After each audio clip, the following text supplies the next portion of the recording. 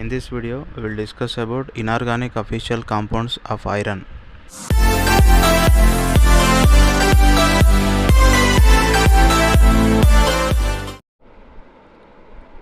In this video, we will discuss about inorganic official compounds. So, first of all, what are inorganic compounds? Inorganic compounds అంటే ఏ chemical కాంపౌండ్స్లో అయితే carbon ఉండదో, carbon item ఉన్న వాటిని organic compounds అంటాం. So carbon లేని దాన్ని inorganic compounds అంటాం.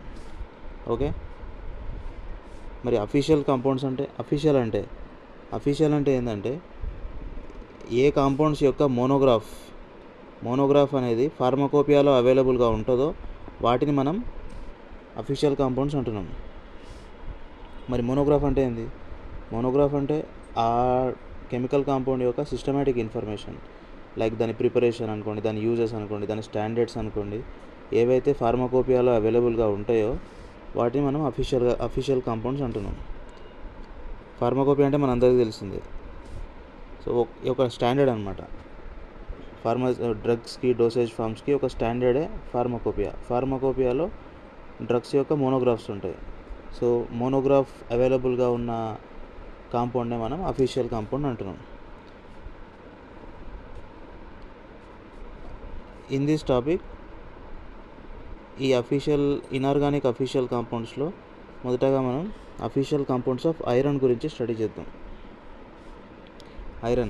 Iron is one of the vital components of the body. Iron అనేది బాడీ యొక్క important component. It forms about 45 mg per kg of body weight per KG 45 mg అందులో iron ఉంటుంది. ఒక KG of body వెయిట్లో 45 mg ఐరనే ఉంటుంది. And total amount of iron in body is about 3 to 4 grams. So total weight అనేది 3 to 4 grams ఉంటుంది ఐరన్ది. 70% of body iron is found in myoglobin and haemoglobin. బాడీలో ఉన్న total ఐరన్లో 70% మయోగ్లోబిన్లో and హిమోగ్లోబిన్లోనే ఉంటుంది. ఈ myoglobin అనేది మెయిన్గా మజిల్స్లో ఉండే ప్రోటీన్. ఇది మజిల్స్కి ఆక్సిజన్ సప్లై చేస్తుంది. హిమోగ్లోబిన్ మనందరికి తెలిసిందే, బ్లడ్లో ఆక్సిజన్ క్యారియర్ హిమోగ్లోబిన్. అండ్ మిగతా 30% రిమైనింగ్ అక్కర్స్ ఇన్ 3 forms. మిగతా 30% అనేది 3 forms లాగా ఉంటుంది. అది storage iron, enzyme iron and transport iron. 70% ఏమో మయోగ్లోబిన్ అండ్ హిమోగ్లోబిన్లో ఉంటుంది. మిగతా 30% ఈ 3 forms అవైలబుల్గా ఉంటుంది. In an adult human being about 1 mg of iron loses everyday. Adult human బీయింగ్లో 1 mg ఐరన్ ఎవ్రీడే మనం లూజ్ అవుతుంటాం.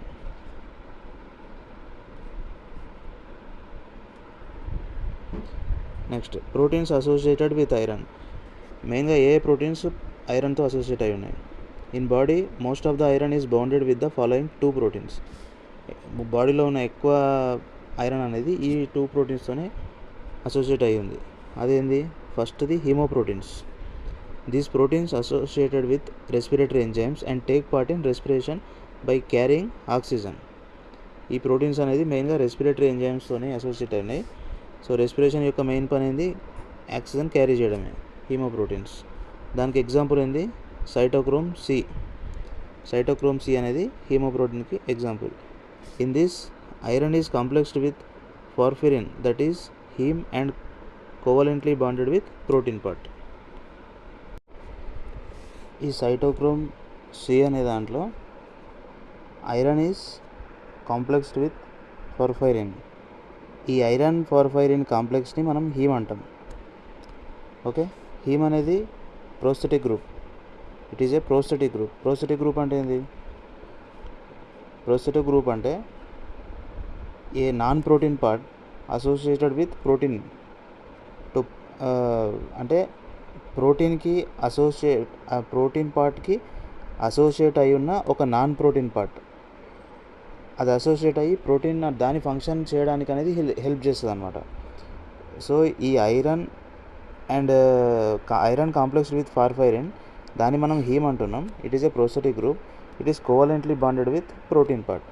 ఎందులో? ఇది సైటోక్రోమ్ సిలో. ఈ సైటోక్రోమ్ సి అనేది example of an haemoprotein. Next example వచ్చేసి haemoglobin. It consist of 4 protein chains and each of them has a heme unit of porphyrin ring and ferrous ion. So హిమోగ్లోబిన్లో 4 protein chains ఉన్నాయి. ఒక్కొక్క దానికి haem unit of porphyrin ring and ferrous ion ఉంటుంది. Next ఇంకోటి myoglobin. So ఇక్కడ మనకి haem ప్రోటీన్స్కి examples cytochrome C, haemoglobin, myoglobin. ఇవి haem proteins. Next second protein iron storage transport protein. It manages the requirement of body.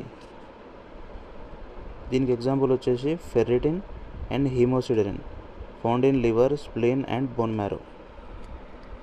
So దీనికి 2 examples ferritin, haemosiderin. Okay, first ferritin గురించి చూద్దాం. Ferritin is water soluble and crystalline iron protein consisting of apoferritin and micelles of colloidal ferric hydroxide phosphate complex. So ఈ ferritin అనేది water soluble and crystalline iron protein consisting of apoferritin and micelles of colloidal ferric hydroxide phosphate complex. So micelles అంటే ఏంది? ఇప్పుడు ఒక sphere particle అనమాట. Sphere particle లోపల hydrophobic core ఉంటుంది and పైన హైడ్రోఫిలిక్ షెల్ లాగా ఉంటుంది. సో దాన్ని మనం మిసైల్స్ అంటాం. సో ఇది వాటర్ సాల్యుబుల్ ఫామ్. ఇది వాటర్ సాల్యుబుల్ది ఉంటుంది. Crystalline iron protein consisting of apoferritin and అంటే ఈ వాటర్ ఇన్సాల్యుబుల్ అంటే హైడ్రోఫోబిక్ ఫామ్ మీద షెల్ అనేది వాటర్ సాల్యుబుల్ ఉంటుంది. ఓవరాల్గా ఈ ఫెరిటిన్ అనేది water soluble protein. In ferritin iron stored in Fe3 state. Fe3 అంటే ferric and released in Fe2 state. Fe2 అంటే ఫెర్రస్. సో స్టోరేజ్ ఏమో ఫెర్రిక్ స్టేట్లో ఉంటుంది, రిలీజ్ చేసేది ఫెర్రస్ స్టేట్లో రిలీజ్ చేస్తుంది. నెక్స్ట్ సెకండ్ వన్ వచ్చేసి హీమోసిడరిన్. సెకండ్ ప్రోటీన్ వచ్చేసి haemosiderin. Haemosiderin is water insoluble. Okay, ఈ ఫెర్రిటిన్ అనేమో వాటర్ సాల్యుబుల్, హీమోసిడరిన్ అనేది water insoluble and is the dehydrated form of ferritin. It is the dehydrated form of ferritin. So యాక్చువల్గా మనకి ferritin అనేది ఏమో water soluble. Ferritin అనేది water soluble. So దీంట్లో ఉన్న వాటర్ని తీసేస్తే డిహైడ్రేటెడ్ ఫామ్ ఆఫ్ ఫెరిటినే హీమోసిడరిన్. అండ్ ఇంకో protein important iron transport of protein of blood plasma is a glycoprotein that is transferrin. దాన్నే సిట్రోఫిలిన్ అని కూడా అంటుంది. సో ఇంపార్టెంట్లో అంటే బ్లడ్లో ఐరన్ ట్రాన్స్పోర్ట్ చేసే మెయిన్ ప్రోటీన్ వచ్చేసి transferrin. Okay, transferrin. It is a glycoprotein. Glycoprotein అంటే ఏ ప్రోటీన్, దీనికి ఒక నాన్ ప్రోటీన్ మాయిటీ గ్లైకో అంటే కార్బోహైడ్రేట్. సో ఒక ప్రోటీన్ మాయిటీ ఒక కార్బోహైడ్రేట్ మాయిటీ ఉన్న ప్రోటీనే glycoprotein. That is transferrin. Okay, next nutrition and dietary sources. So iron మనకి ఏ ఫుడ్ సోర్స్ నుంచి వస్తుంది? Most important source are meat, beans, leafy vegetables etcetera. So మాంసము, బీన్స్, లీఫీ వెజిటేబుల్స్, ఆకుకూరల నుంచి వస్తుంది. Body absorb meat iron more readily than plant iron. So meat నుంచి వచ్చే ఐరన్ని బాడీ ఎక్కువ అబ్జర్వ్ చేసుకుంటుంది ప్లాంట్ ఐరన్ కన్నా కూడా. సో ఈ మీట్లో ఉండే హీమ్ ఐరన్ అనేది మన మయోగ్లోబిన్లో కానీ హిమోగ్లోబిన్లో కానీ ఆ ఫామ్లో ఉండే ఐరన్ అనమాట. సో దీన్ని బాడీ ఎక్కువగా అబ్జర్వ్ చేసుకుంటుంది ఈజీగా. Excessive consumption of red meat cause risk of colorectal cancer caused by haem or haemoglobin in it. So iron తక్కువైనా డిఫిషియన్సీ ప్రాబ్లం, ఎక్కువైనా కూడా ప్రాబ్లమే. ఇక్కడ excessive consumption of red meat. So red మీట్లో హీమ్ ఐరన్ ఎక్కువగా ఉంటుంది. అది ఎక్కువగా తీసుకోవడం వల్ల కోలోరెక్టల్ క్యాన్సర్ వచ్చే అవకాశం కూడా ఉంది. iron fumarate is preferred over iron sulfate, even it has more absorption and inexpensive. So iron sulphate అనేది మోర్ అబ్జార్ప్షన్ రేట్ ఉండి ఇన్ఎక్స్పెన్సివ్ ఉన్నా కూడా ఐరన్ ఫ్యూమరేట్ని మనం ప్రిఫర్ చేస్తాం జనరల్గా. యాక్చువల్గా comparative only iron sulphate, iron ఫ్యూమరేట్లో ఎలిమెంటల్ ఐరన్ అనేది ఎక్కువ ఉంటుంది. సో ఐరన్ ఫ్యూమరేట్ని మనం ప్రిఫర్ చేస్తాం. ఈ elemental iron is absorbed by GIT అంటే gastro intestinal tract, converted to ferrous iron by acid in the stomach. ఈ ఎలిమెంటల్ ఐరన్ అనేది converted to ferrous ion by acid in stomach. స్టమక్లో ఉన్న acid వల్ల ఆ ఎలిమెంటల్ ఐరన్ అనేది ferrous అయాన్గా convert అవుతుంది. Iron when combined with amino acid forms chelates. So iron అనేది అమైనో యాసిడ్స్తో కలిసినప్పుడు కీలెట్స్ ఫామ్ చేస్తుంది. ఈ కీలెట్స్కి నార్మల్ ఐరన్ కన్నా 10 to 15 times more bioavailability and used as iron supplement. So normal iron కన్నా దీనికి అబ్జార్ప్షన్ అనేది 10 to 15 times ఎక్కువ ఉంటుంది. అందుకే వీటిని ఐరన్ సప్లిమెంట్గా మనం యూజ్ చేస్తున్నాం. Then regulation of iron intake. There is no biological way to expel the excess iron, hence excess intake cause toxicity. So ఐరన్ని బాడీ నుంచి బయటికి పంపించడానికి స్పెసిఫిక్ బయోలాజికల్ వే ఏం లేదు. అందుకే excessive intake of iron can cause toxicity. Excessive iron can cause free radicals. So excess ఉన్న iron అనేది free రాడికల్స్ని ప్రొడ్యూస్ చేస్తుంది by reaction of ferrous ions and phosphates. These free radicals damage DNA and other cellular components. So excess iron అనేది free రాడికల్స్ని produce చేయడం వల్ల ఈ free radicals ఎలా ప్రొడ్యూస్ అవుతాయి? By reaction of ferrous ions and phosphates. ఈ free radicals అనేది డిఎన్ఏని damage చేసే అవకాశాలు ఉన్నాయి, డిఎన్ఏ అనే అదర్ సెల్యులర్ కాంపోనెంట్స్ని. అందుకే ఎక్సెస్ ఐరన్ అనేది టాక్సిసిటీని కాజ్ చేస్తుంది. More than 2 mg per kg dose cause toxicity and more than 60 mg per kg of body mass is considered as lethal dose. So lethal dose అంటే ఏంది అంటే it will cause death. So toxicity అంటే toxic effect చూపించే dose ఇది. Lethal dose అంటే it will cause death అనమాట. Iron absorption is also affected by genetic defect వల్ల కూడా ఐరన్ అబ్జార్ప్షన్ అనేది ఎఫెక్ట్ అవుతుంది. ఆ జెనెటిక్ డిఫెక్ట్ ఏంటంటే defect in position of HLA-H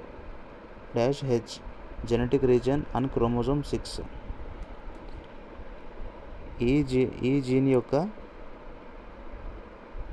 ఈ జీన్లో డిఫెక్ట్ వల్ల ఐరన్ అబ్జార్ప్షన్ అనేది ఎఫెక్ట్ అవుతుంది.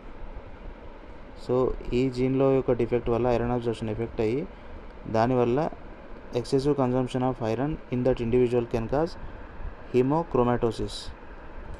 సో ఈ జీన్ యొక్క డిఫెక్ట్ వల్ల ఐరన్ అబ్జార్ప్షన్ అనేది సరిగా జరగకపోవడం వల్ల ఎక్సెసివ్ ఐరన్ స్టోరేజ్ అయిపోయి హీమోక్రోమాటోసిస్ అంటే లివర్లో ఎక్కువ ఐరన్ స్టోర్ కావడాన్ని హీమోక్రోమాటోసిస్ అంటాం.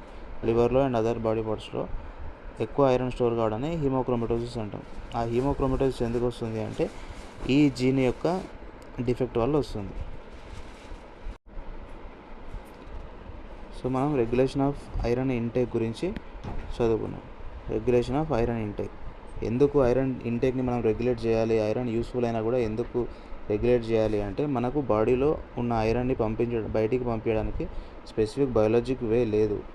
సో ఐరన్ మనకు బాడీకి ఎంత యూస్ఫుల్లో అంత ఐరన్ని మన బాడీ క్యారీ చేస్తుంది, బాడీ అబ్జర్వ్ చేసుకుంటుంది. ఆ అబ్జర్వ్ చేసుకోకుండా మిగిలిపోయిన ఫ్రీ ఐరన్ ఎలిమెంట్స్ అనేవి మనకి బాడీకి హామ్ చేస్తాయి. సో ఐరన్ ఇంటేక్ని మనం రెగ్యులేట్ చేసుకోవాలి ఖచ్చితంగా.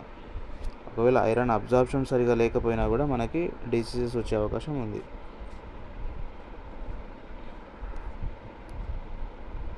Next, iron toxicity caused by iron overdose is treated by chelating agent desferrioxamine which binds to excessive iron in the body and remove it. So ఒకవేళ iron absorb కాకుండా ఉండి ఫ్రీ ఐరన్ ఉంటే ఈ chelating agent డెస్ఫెర్రాక్సమైన్ అనే chelating agent అనేది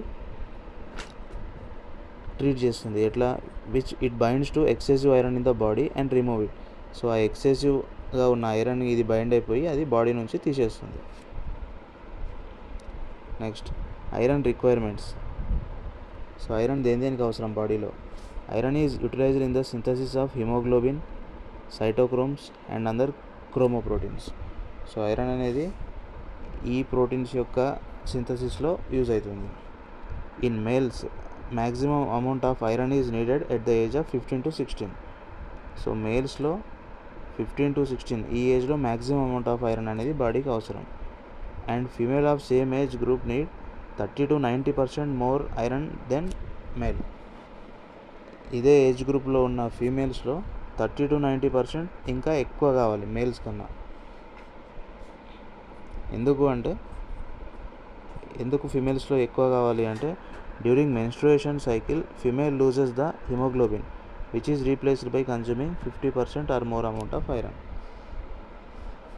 so males లోపల 15 to 16 ఏజ్లో maximum amount of iron consumption ఉంటుంది, ఈ maximum amount of iron need ఉంటుంది.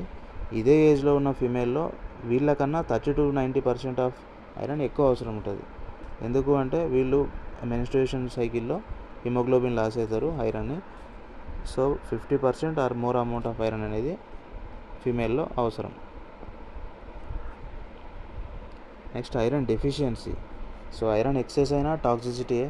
సో దాన్ని మనం ఎట్లా ట్రీట్ చేస్తున్నాం? కిలేటింగ్ ఏజెంట్ ఇస్తే అది ఫ్రీ ఐరన్కి బైండ్ అయ్యి దాన్ని బాడీ నుంచి రిమూవ్ చేస్తుంది, అది ఓకే. సో ఐరన్ తక్కువ అయితే ప్రాబ్లం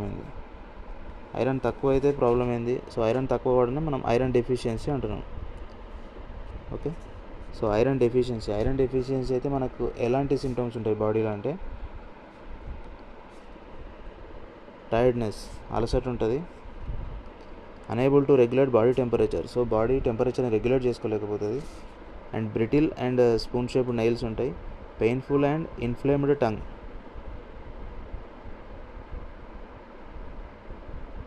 పెయిన్ఫుల్గా నాలుక వాచినట్టు ఉంటుంది, పెయిన్ ఉంటుంది. Wounds in the corner of mouth, నోట్లో పుళ్ళు ఉంటాయి. More prone to infection. So immune system అనేది సరిగా ఉండదు కాబట్టి ఇన్ఫెక్షన్స్కి మోర్ ప్రోన్, అంటే ఈజీగా మనకి ఇన్ఫెక్షన్స్ వచ్చే అవకాశాలు ఉన్నాయన్నమాట ఐరన్ డెఫిషియన్సీ వల్ల. ఐరన్ డెఫిషియన్సీ దాన్ని మనం అనీమియా అంటాం, mainly caused by poor intake of iron. So iron deficiency ఎందుకు వస్తుంది అంటే ఐరన్ మనం తక్కువ తీసుకోవడం వల్ల వస్తుంది. ఒకవేళ మనం ఐరన్ తీసుకోకుండా బాడీలో దాని అబ్జార్ప్షన్ సరిగా లేకపోయినా కూడా ఐరన్ డెఫిషియన్సీ వచ్చే అవకాశాలు ఉన్నాయి. నెక్స్ట్ పైకా అంటే ఏంటి అంటే it is an eating disorder characterised by craving for non nutritive substances like dirt, clay, and starch is considered as either symptom of iron deficiency or the cause of iron deficiency. So ఇక్కడ ఈ disorder ఇదేం disorder అంటే it is an eating disorder characterised by craving అంటే ఏంది? మనకు నీళ్ళు ఊరడం అంటాం కదా, నోట్లో నీళ్ళు ఊరడం అని అట్లా. సో మనకి ఈ నాన్ న్యూట్రిటివ్ సబ్స్టెన్సెస్, యాక్చువల్గా తినేవాటిని చూస్తే నీళ్ళు ఊరడం ఓకే. ఈ non nutritive substances like dirt, ఈ దుమ్ము కానీ క్లే, మట్టి తినాలనిపించడము, ఈ పిండి తినాలనిపించడం, ఇవన్నీ ఈ సిమ్టమ్స్ దేని సిమ్టమ్స్ ఇవి అంటే ఐరన్ డెఫిషియన్సీ, మన బాడీలో సరిగా ఐరన్ లేదనో ఈ ఐరన్ డెఫిషియన్సీ యొక్క సిమ్టమ్స్ ఇవి. ఈ డిజార్డర్ని మనం పైకా అని అంటాం.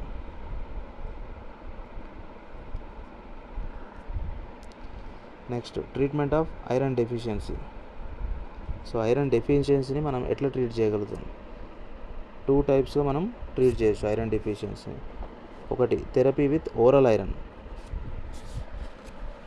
ఓరల్ రూట్ నుంచి మనం ఎలా ట్రీట్ చేయొచ్చు అంటే ఫెర్రస్ సల్ఫేట్ గివెన్ ఓరల్లీ. ఈ ఫెర్రస్ సల్ఫేట్ని మనం ఓరల్గా ఇస్తున్నాం. But it has side effects like astringent and gastric irritation. Ferrous సల్ఫేట్ని మనం ఓరల్గా ఇవ్వచ్చు, ఓరల్గా అంటే త్రూ మౌత్. కానీ దీని సైడ్ ఎఫెక్ట్స్ ఏంటంటే యాస్ట్రింజెంట్ టేస్ట్ ఉంటుంది. యాస్ట్రింజెంట్ అంటే బిటర్గా, నోరు మండుతున్నట్టు, రఫ్గా, డ్రై అయిపోతున్న టేస్ట్ అనమాట. అండ్ గ్యాస్ట్రిక్ ఇరిటేషన్, కడుపులో మంట కూడా ఉంటుంది, which can be avoided by giving chelated forms. So ferrous సల్ఫేట్ని డైరెక్ట్గా ఇస్తే ఈ సైడ్ ఎఫెక్ట్స్ ఉండే ఛాన్సెస్ ఉన్నాయి కాబట్టి దీన్ని మనం కీలేటెడ్ ఫార్మ్స్లో ఇస్తాం. దీనికి ఎగ్జాంపుల్ వచ్చేసి Fergon, ferrous gluconate with 12% iron content and polysaccharide iron complex. So ఈ కీలేటెడ్ ఫార్మ్స్ ఇస్తే మనకి ఈ ఫెర్రస్ సల్ఫేట్ నుంచి డైరెక్ట్గా వచ్చే సైడ్ ఎఫెక్ట్స్ అనేవి మనం అవాయిడ్ చేయొచ్చు.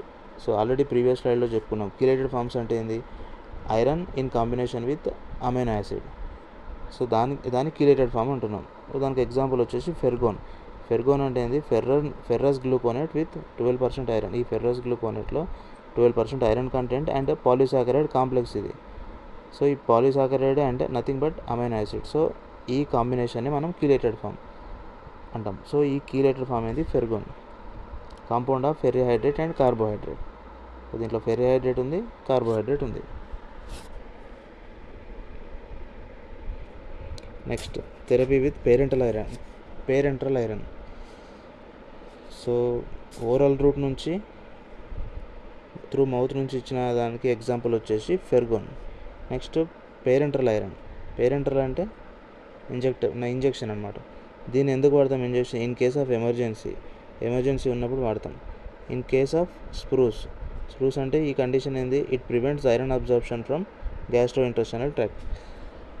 సో మన ఇంటెస్టైనల్ ట్రాక్ట్ అనేది ఐరన్ అబ్జార్ప్షన్ చేసుకుంటుంది. సో చేసుకున్నప్పుడు మౌత్ నుంచి ఇచ్చినా యూజ్ లేదు, అందుకే మనం డైరెక్ట్ ఇంజెక్షన్ నుంచి ఇస్తున్నాం. అండ్ ఇంకా ఎలాంటి కేసెస్లో వాడతామంటే if tolerance for oral administration, ఒకవేళ ఓరల్గా అడ్మినిస్ట్రేట్ చేయడానికి ఎలర్జిక్ కండిషన్ అట్లేమన్నా ఉన్నా కూడా. And in rheumatoid arthritis. So parenteral therapy అనేది మనం ఎమర్జెన్సీలో ఉన్నప్పుడు కానీ, స్ప్రూస్ అనే కండిషన్లో కానీ, లేకపోతే ఓరల్ అడ్మినిస్ట్రేషన్కి టాలరెన్స్ ఉన్నప్పుడు కానీ, రుమటాయిడ్ ఆర్థరైటిస్ ఉన్నప్పుడు కానీ పేరెంటల్ ఐరన్ని మనం వాడుతున్నాం. సో ఈ పేరెంటల్ ఐరన్ అంటే ఇంజెక్షన్స్కి ఎగ్జాంపుల్ ఏంటి అంటే iron dextran injection and second one వచ్చేసి ఐరన్ సార్బిటాల్ ఇంజెక్షన్. 2 ఇంజెక్షన్స్ మనకు మెయిన్గా ఉన్నాయి, iron dextran and iron sorbitol injection. Iron dextran injection అంటే it is a complex of ferric oxy hydrochloride with partially hydrolysed dextran. Iron dextran అంటే it is a complex of ferric oxy hydrochloride with partially hydrolysed dextran. Next second one వచ్చేసి iron sorbitol injection. ఇదేంటి అంటే colloidal solution of ferric iron, sorbitol and citric acid complex stabilised with dextran. ఇది sorbitol injection. ఈ sorbitol అనేది readily absorbed than dextran injection. So ఈ dextran కన్నా sorbitol అనేది ఎక్కువ అబ్జార్ప్షన్ ఉంటుంది. సో సిలబస్లో మనకు ఇచ్చిన అఫీషియల్ కాంపౌండ్ ఆఫ్ ఐరన్ వచ్చేసి ferrous sulphate, FeSO4 7H2O, ferrous sulphate. So దీని యొక్క మాలిక్యులర్ వెయిట్ ఎంత, 278. It is also called as green vitriol. Ferrous సల్ఫేట్ని గ్రీన్ విట్రియాల్ అని కూడా అంటాం. It contains not less than 98% of ferrous iron, not more than 103.3% ferrous sulphate. So దీని molecular weight ఏమో 278. దీనికి ఇంకో పేరు ఏంటి అంటే గ్రీన్ విట్రియాల్ అని కూడా అంటాం. ప్రిపరేషన్. సో దీన్ని ఏ మెథడ్స్ నుంచి ప్రిపేర్ చేస్తాం మనం ఫెర్రస్ సల్ఫేట్ని. It is prepared by dissolving iron in dilute sulphuric acid, concentrating it to form green crystals. So first ఐరన్ని సల్ఫ్యూరిక్ యాసిడ్లో డిజాల్వ్ చేస్తున్నాం, డైల్యూట్ సల్ఫ్యూరిక్ యాసిడ్. సో ఐరన్ని డైల్యూట్ సల్ఫ్యూరిక్ యాసిడ్లో డిజాల్వ్ చేసి దాన్ని మళ్ళీ కాన్సన్ట్రేట్ చేస్తున్నాం. సో కాన్సన్ట్రేటింగ్ అంటే బాయిలింగ్. సో బాయిలింగ్ చేస్తేనే కాన్సన్ట్రేట్ అవుతుంది. తర్వాత దాన్ని మళ్ళీ కూల్ చేస్తే మనకి green colour crystals of ferrous sulphate అనేది ఫామ్ అవుతాయి. సో ఆ రియాక్షన్ వచ్చేసి ఐరన్ని డైల్యూట్ సల్ఫ్యూరిక్ యాసిడ్లో డిజాల్వ్ చేసి తర్వాత దాన్ని మనం కాన్సన్ట్రేట్ చేస్తే మనకి green colour crystals of ferrous sulphate వస్తుంది by evolving hydrogen gas. It is also prepared when iron pyrites are exposed to air and moisture. So iron అనేది ఎయిర్కి మాయిశ్చర్కి ఎక్స్పోజ్ అయినప్పుడు కూడా మనకి ఐరన్ సల్ఫేట్ అనేది ప్రొడ్యూస్ అవుతుంది. Physical properties. ఆ ferrous sulphate యొక్క physical properties ఏంటంటే బ్లూయిష్ గ్రీన్ క్రిస్టల్స్ ఉంటాయి, ఓడోర్లెస్ అంటే స్మెల్ ఏమి ఉండదు, సెలైన్ అండ్ యాస్ట్రింజెంట్ టేస్ట్ అంటే కొంచెం రఫ్గా నోట్లో వేసుకుంటే నోరు డ్రై అవుతున్న టేస్ట్ ఉంటుంది దానికి, సాల్యుబుల్ ఇన్ వాటర్ వాటర్లో సాల్యుబుల్ బట్ ఏ కండిషన్లో ఎట్ 150 డిగ్రీ సెంటిగ్రేడ్ ఈ టెంపరేచర్లో 43.5 grams of iron is soluble in 100 grams of water. ఈ కండిషన్స్లో సాల్యుబుల్ ఇంత. Acidic in nature at pH about 3.7. So ఈ ఫెర్రస్ సల్ఫేట్ అనేది అసిడిక్ నేచర్లో ఉంటుంది, అంటే దీని pH అనేది <7. ఎంత ఉంటుంది అంటే అరౌండ్ 3.7 ఉంటుంది. Crystals undergo oxidation when comes in contact with moisture forming brown patches of ferric sulphate due to efflorescent in nature. So ఇదేంటి అంటే మాయిశ్చర్ అట్మాస్ఫియరిక్లో ఉన్న మాయిశ్చర్ని తీసుకొని ఆక్సిడేషన్ అయ్యే ఛాన్సెస్ ఉన్నాయి. సో ఈ crystals undergo oxidation when comes in contact with moisture. So మాయిశ్చర్తో contact ఉన్నప్పుడు oxidation అయ్యి ఫెర్రిక్ సల్ఫేట్ని ఫామ్ చేస్తుంది మనం. ఇవి physical properties. Next chemical properties. Chemical properties ఏంటంటే undergoes complete dehydration when heated at 300 degree centigrade in the absence of air. So ఇక్కడ మనం ప్రీవియస్ స్లైడ్లో చూసుకుంటే ఫెర్రస్ సల్ఫేట్లో మనకి 7 మాలిక్యూల్స్ ఆఫ్ వాటర్ ఉంది. ఓకే, సో మనం దీన్ని 300 డిగ్రీ సెంటిగ్రేడ్ వరకు హీట్ చేస్తే కంప్లీట్గా డిహైడ్రేట్ అయిపోతుంది, అంటే ఆ వాటర్ మాలిక్యూల్స్ అంతా వెళ్ళిపోతున్నాయి in absence of air. So air లేకుండా 300 డిగ్రీ సెంటిగ్రేడ్లో మనం హీట్ చేస్తే ఇది కంప్లీట్గా డిహైడ్రేట్ అయిపోతుంది and shows white colour. So white colour అనేది చూపిస్తుంది మనకి. And further heating the anhydrous solid produces sulphur dioxide, sulphur trioxide and ferric oxide salts by undergoing decomposition. So మనం ముందుగా 300 డిగ్రీ సెంటిగ్రేడ్ వరకు హీట్ చేసినప్పుడు ఆ వాటర్ మాలిక్యూల్స్ అనేవి మొత్తం పోయి వైట్ కలర్ వచ్చింది. ఆ తర్వాత మనం ఇంకా హీట్ చేస్తే అది డీకంపోజ్ అయిపోయి దాని నుంచి sulphur dioxide, sulphur trioxide and ferric oxide salts అనేవి ప్రొడ్యూస్ అవుతాయి అన్నమాట. సో ఇందాక మనం చెప్పుకున్న కెమికల్ రియాక్షన్ యొక్క ఇది దాని రియాక్షను.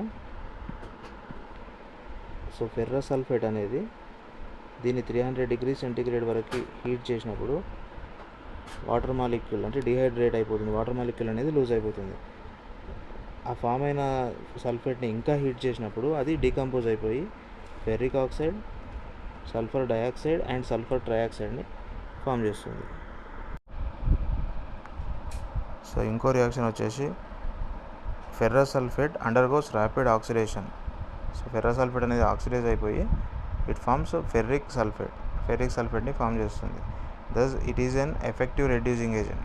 సో రెడ్యూసింగ్ ఏజెంట్ అంటే ఏంది? ఇది ఆక్సిడైజ్ అవుతుంది అంటే ఇది ఇంకో కెమికల్ కాంపౌండ్ని రెడ్యూస్ చేస్తుంది, అంటే దానికి ఒక ఎలక్ట్రాన్ని డొనేట్ చేస్తుంది ఇది. Okay, thus it is an effective reducing agent. It also reduces potassium permanganate and potassium dichromate. So potassium పర్మాంగనేట్ని, పొటాషియం డైక్రోమేట్ని కూడా ఇది రెడ్యూస్ చేస్తుంది. So it is an effective reducing agent. So ఈ ఫెర్రస్ సల్ఫేట్ అనేది potassium పర్మాంగనేట్ని, potassium డైక్రోమేట్ని కూడా రెడ్యూస్ చేస్తుంది అని చెప్పుకున్నాం కదా, దాని కెమికల్ రియాక్షన్ ఇది. So first of all ferrous sulphate ఇది potassium dichromate. So in presence of H2SO4. So ఇది దాన్ని రెడ్యూస్ చేస్తుంది. రెడ్యూస్ చేసి ఏమేమి ఫామ్ చేస్తుంది? Potassium sulphate, chromium sulphate and ferrous sulphate. Next potassium పర్మాంగనేట్తో వచ్చే reaction. Ferrous sulphate reacts with reduces potassium permanganate to form potassium sulphate, manganese sulfate, ferric sulfate. This is the reducing reaction of ferrous sulfate with potassium dichromate and potassium permanganate. And next chemical reaction వచ్చేసి evolution of carbon dioxide occurs by reacting sodium carbonate solution with ferrous sulfate. So ఈ ferrous sulphate అనేది sodium carbonate సొల్యూషన్తో react అయ్యి carbon dioxide గ్యాస్ని release చేస్తుంది. So ఆ reaction వచ్చేసి ferrous sulphate when reacts with sodium కార్బోనేట్తో రియాక్ట్ అయినప్పుడు మనకి కార్బన్ డైఆక్సైడ్ గ్యాస్ని రిలీజ్ చేస్తుంది. నెక్స్ట్ ఇంకో కెమికల్ రియాక్షన్ వచ్చేసి black coloured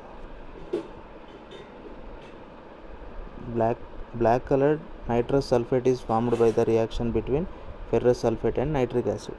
so ferrous sulphate అనేది నైట్రిక్ యాసిడ్తో రియాక్ట్ అయినప్పుడు బ్లాక్ కలర్డ్ నైట్రస్ సల్ఫేట్ అనేది ఫామ్ అవుతుంది. Next being a reducing agent, ఇది రెడ్యూసింగ్ ఏజెంట్ అవ్వడం వల్ల it decolourises potassium permanganate and also converts potassium dichromate into green.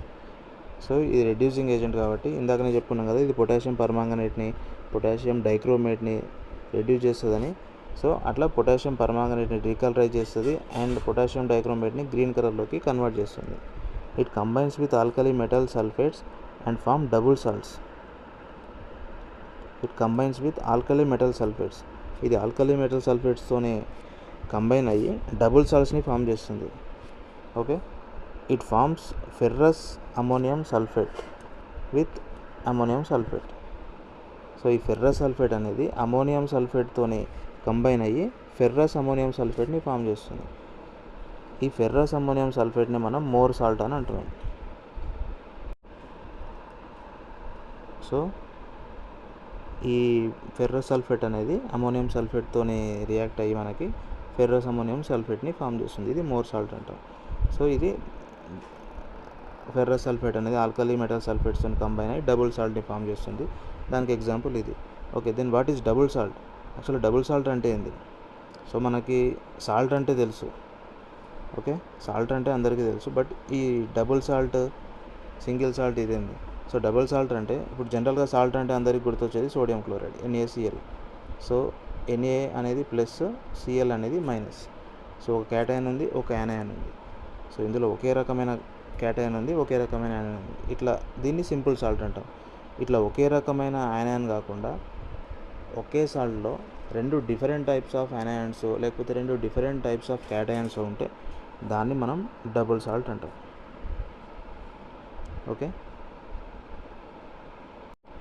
Clear కదా? Double salt అంటే రెండు డిఫరెంట్ క్యాటయన్స్ కానీ రెండు డిఫరెంట్ యానయన్స్ కానీ ఉంటే దాన్ని డబుల్ సాల్ట్ అంటాం. సో ఇప్పుడు ఇది ఫెర్రస్ సల్ఫేట్ అనేది అమోనియం సల్ఫేట్తో రియాక్ట్ అయ్యి మనకి ఫెర్రస్ అమోనియం సల్ఫేట్ని ఫామ్ చేసింది, మోర్ సాల్ట్. సో ఈ మోర్ సాల్ట్లో రెండు డిఫరెంట్ టైప్స్ ఆఫ్ క్యాటయన్స్ ఉన్నాయి.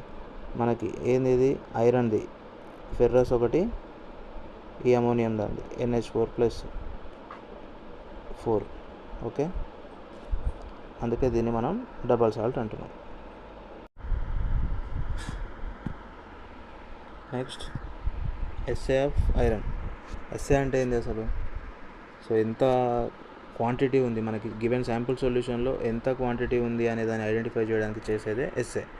ఓకే, సో ఎస్ఏని ఎట్లా చేస్తున్నాం? ఒక first method assayed by redox reaction. Redox reaction అంటే ఆల్రెడీ మనం అనుకున్నాం, ఐరన్ సల్ఫేట్ అనేది రెడ్యూసింగ్ ఏజెంట్ అని.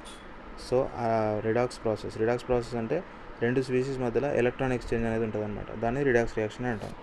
It is assayed by redox reaction. In this ఎట్లా చేస్తున్నాం ఎస్ఏ అంటే 1 gram of ferrous sulphate is dissolved in 20 ml of dilute H2SO4. So first 1 gram ferrous సల్ఫేట్ని తీసుకొని దాన్ని మనం 20 ml H2SO4లో డిజాల్వ్ చేస్తున్నాం. చేసిన తర్వాత the above solution is titrated against 0.1 normal KmNO4. So ఆ సొల్యూషన్ని మనం 0.1 నార్మల్ పొటాషియం పర్మాంగనేట్తో టైట్రేట్ చేస్తున్నాం. Okay, so first 1 gram ferrous సల్ఫేట్ని తీసుకొని దాన్ని 20 ml డైల్యూట్ H2SO4లో డిజాల్వ్ చేస్తున్నాం. తర్వాత దాన్ని the solution is titrated against 0.1 normal KmNO4. ఇది టైట్రేషన్, దాని టైట్రేషన్ యొక్క ఎస్ఏ, రిడాక్స్ టైట్రేషన్. సో మనకి ఇందులో రిజల్ట్ ఎలా తెలుస్తుంది అంటే పొటాషియం పర్మాంగనేట్ అనేది జనరల్గా పర్పుల్ కలర్లో ఉంటుంది. సో అది కలర్లెస్ అయిపోతుంది అనమాట. ఎందుకంటే ఈ పొటాషియం పర్మాంగనేట్ అనేది ఆక్సిడైజింగ్ ఏజెంట్, ఇందాక చెప్పుకున్నట్టు ఈ ఫెర్రస్ సల్ఫేట్ ఏమో రెడ్యూసింగ్ ఏజెంట్. ఓకే, వాటి మధ్యలో ఎలక్ట్రాన్ ఎక్స్చేంజ్ అనేది జరిగి దీంతో మనం టైట్రేషన్ చేసినప్పుడు ఈ ఫెర్రస్ సల్ఫేట్ అనేది ఫెర్రిక్ సల్ఫేట్గా మారుతుంది. సో దానివల్ల solution will be turned into colourless. Okay, next SA ఎంత క్వాంటిటీ ఉందనేది ఎట్లా డిసైడ్ అవుతాం అంటే ఎంత క్వాంటిటీ ఆఫ్ పొటాషియం పర్మాంగనేట్ని మనకు టైట్రేషన్కి యూజ్ అయింది. అది ఎట్లా క్యాలిక్యులేట్ చేసుకుంటామంటే each ml of potassium 0.1 normal potassium permanganate is equivalent to 0.0291 gram of ferrous sulphate. So 1 ml potassium permanganate అనేది ఇంత గ్రామ్స్ ఆఫ్ ఐరన్ సల్ఫేట్కి ఈక్వలెంట్ అనమాట. సో అట్లా టోటల్ టైట్రేషన్కి మనకు ఎంత ఎంఎల్ పొటాషియం పర్మాంగనేట్ అనేది యూజ్ అయిందని అనేదాన్ని బట్టి మనకు శాంపుల్లో ఎంత grams of iron ferrous sulphate ఉందనేది మనకు తెలిసిపోతుంది. So it is a method of assay. Next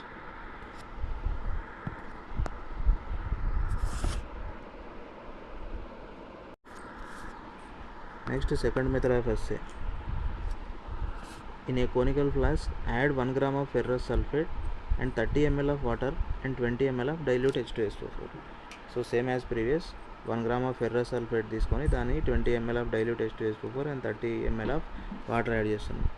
To the above solution is titrated against 0.1 molar ceric ammonium nitrate using ferroin sulfate as indicator. So ఇందాక మనం టైట్రేషన్ దేంతో చేసినాం, potassium పర్మాంగనేట్తో. ఈ second మెథడ్లో titrated against 0.1 molar ceric ammonium nitrate using ferroin sulphate as indicator. So titration end అయినట్టు మనకి ఎట్లా తెలుస్తుంది, titration continues until the red colour changes to blue. So red colour అనేది బ్లూ కలర్గా చేంజ్ అయ్యే వరకు మనం టైట్రేషన్ చేస్తూనే ఉంటాం. ఓకే, సో ఎస్ఏ ఎట్లా కన్ఫర్మ్ చేసుకుంటామంటే each ml of 0.1 molar ceric ammonium sulfate is equivalent to 0.0278 grams of ferrous sulphate. So ఈ ఫార్ములా బేస్ చేసుకొని మనం ఎంత ml of ceric ammonium sulphate మనకి టైట్రేషన్కి యూజ్ అయిందో దీని equivalent to this much amount of ferrous sulphate. ఇది second method of assay. Next finally medicinal and pharmaceutical uses. So iron యొక్క మెడిసినల్ అండ్ ఫార్మస్యూటికల్ యూజెస్ ఉంది. It is used as haematinic preparation in treating iron deficiency anaemia. So ఈ ferrous సల్ఫేట్ని మనం haematinic ప్రిపరేషన్స్లో use చేస్తున్నాం, అంటే iron deficiency ఉన్న కండిషన్స్లో దీన్ని మనం యూజ్ చేస్తున్నాం. Next it is used as mordant in dyeing and it is major constituent of blue and black ink. So దీన్ని డైయింగ్లో మోర్డెంట్గా వాడుతున్నాం. మోర్డెంట్ అంటే ఏంది, డైయింగ్ అంటే ఏంది, కలర్ వేయడం. ఈ మోర్డెంట్ అంటే ఏంది, మనం దేని మీద అయితే ఆ కలర్ వేస్తున్నామో ఆ కలర్ దానికి అతుక్కొని ఉండేలాగా చూస్తుంది ఇది. ఓకే, దాన్ని మోర్డెంట్ అంటాం. సో దీన్ని మనం మోర్డెంట్ లాగా యూజ్ చేస్తున్నాం. And it is major constituent of blue and black ink. And అగ్రికల్చర్లో కూడా వాడుతున్నాం. వ్యవసాయంలో అగ్రికల్చర్లో దీన్ని ఇన్సెక్టిసైడ్గా వాడుతున్నాం. So this is all about inorganic official కాంపౌండ్స్లో ఐరన్ గురించి మాత్రమే ఇదంతా. So in our next video will discuss about another official compound.